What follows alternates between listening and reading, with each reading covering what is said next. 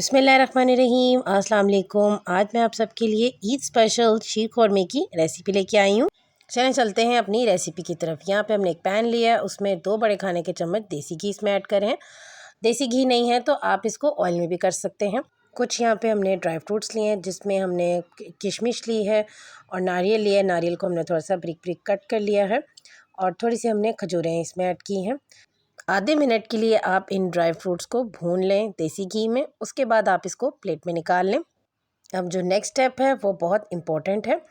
उसी पैन में हमने 2 टीस्पून हमने देसी घी दोबारा ऐड किया है और ये हमने सेवइयों की शेप आप देख लें, हमने इसको थोड़ा सा छोटा कर लिया है और हम इसको ऐड कर देंगे ऑयल के अंदर और इसको भी हल्का सा हम भून लेंगे। 1 कप सेवइयाँ हमारी यहाँ पे भून गई हैं। उसके बाद हमने एक बड़ा बर्तन लिया है, उसमें हमने 1.25 लीटर दूध इसमें हम ऐड कर देंगे। दूध को यहाँ पे हम पका लेते हैं, थोड़ा सा हमारा दूध गाढ़ा हो जाए। 3 से 4 हमने यहाँ पे सब इलायचियाँ ली हैं।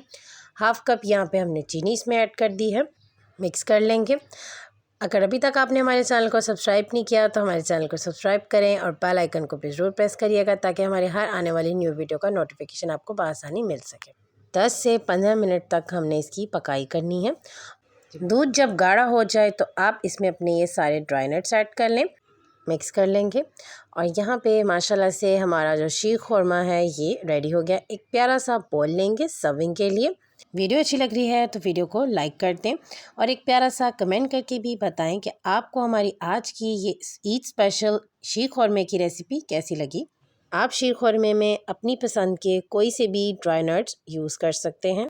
1 से 2 घंटे के लिए आप इसको ठंडा कर लें फ्रिज में रख के। जब शीर ख़ुरमा अच्छे से ठंडा हो जाए उसके बाद आप इसको निकालें और अपने मेहमानों को सर्व करें। इंशाल्लाह बहुत जल्द एक न्यू रेसिपी के साथ आऊँगी, तब तक के लिए अल्लाह हाफ़िज़।